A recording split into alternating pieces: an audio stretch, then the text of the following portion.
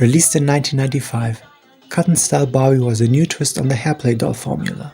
At that time, Hairplay dolls had become an annual event of Mattel's, as the years prior to its unveiling saw the release of Totally Hair, Hollywood Hair, and Glitter Hair Barbie. It's a tradition that still goes on strong to this day.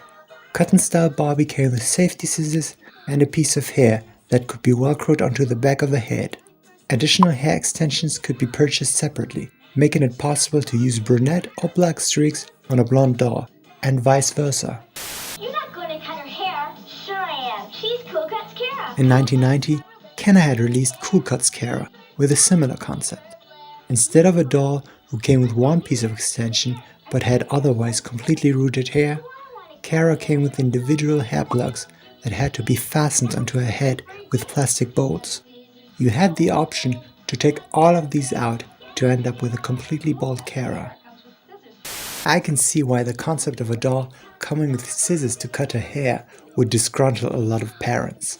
If your kid was unhappy with the hairstyling result, you had to throw the doll away and get a new one, as the additional hair pieces could not be placed onto any other part of Barbie's head. Cotton Style Barbie had planned obsolescence already built into her.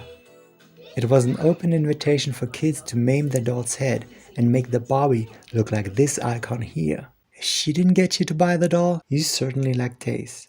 The original 1995 commercials were notable for two things. Number one, the jingle used in the advertisement was a blatant copy of Madonna's Over and Over, a cut from a seminal 1984 album, Like a Virgin. Later versions of the ad featured a different original piece. The Queen of Pop had gotten wind of Mattel's attempt to replicate a song, so they opted for a different one. Number 2, it featured a young Amanda Bynes, who had a first acting gig in 1993 in an ad for Nestlé's Bunch Crunch. While she seemed to have a good time making the Barbie commercial, she didn't look back fondly on the Nestlé one, as she was made to wear a retainer with fake teeth, a technique also commonly used in child beauty pageants for that perfect Hollywood smile.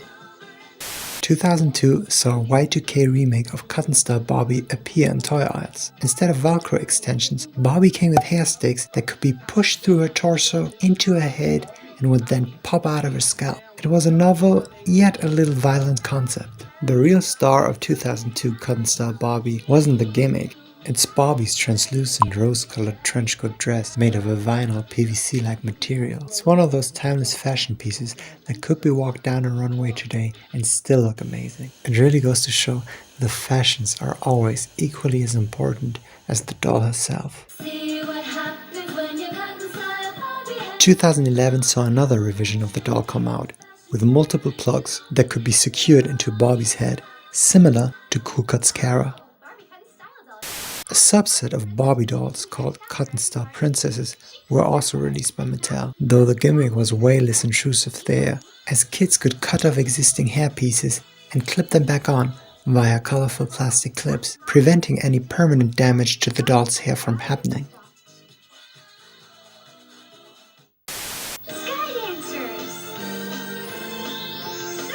Skydancers was a line of dolls with fairy-like features who could fly into the air via a beautifully shaped launcher that also functioned as a stand. Aesthetic choices like the doll's short hair pulled up into a ponytail and ballerina-like stands were made to work in tandem with aerodynamics.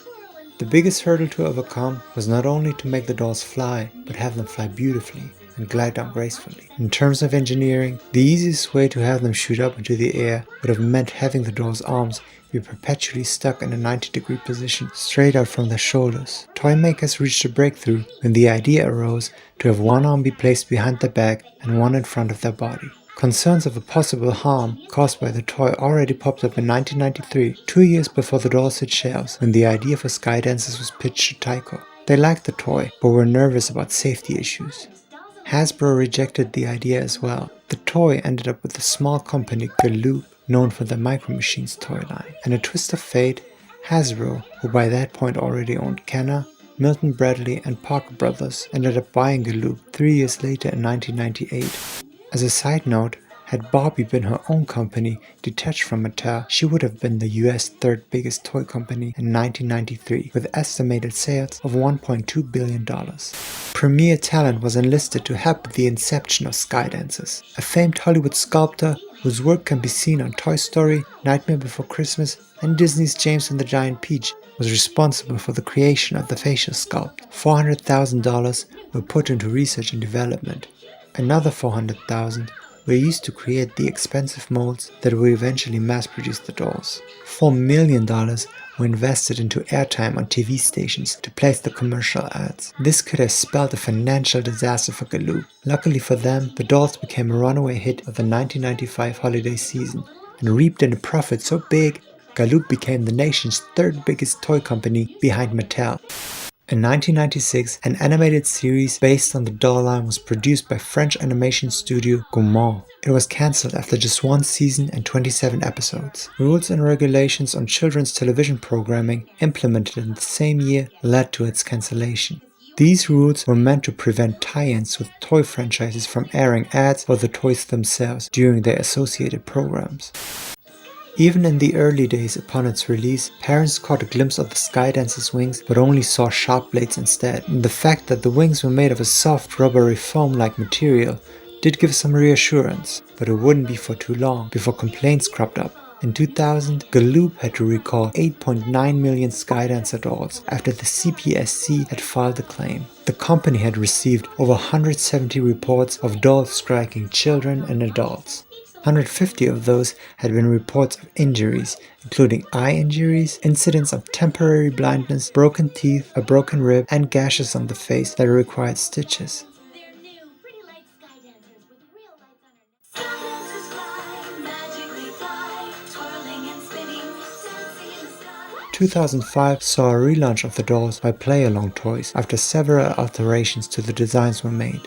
Jakks Pacific released them too, and even their own line of Dream Dancers, articulated dolls who could also be launched into the sky. One of the original members of the development team released the final line of officially branded Skydancer dolls through his company iStar Entertainment in 2014, though they were only released in the UK. These dolls looked like bootleg knockoffs and had been a marked step down from the original design.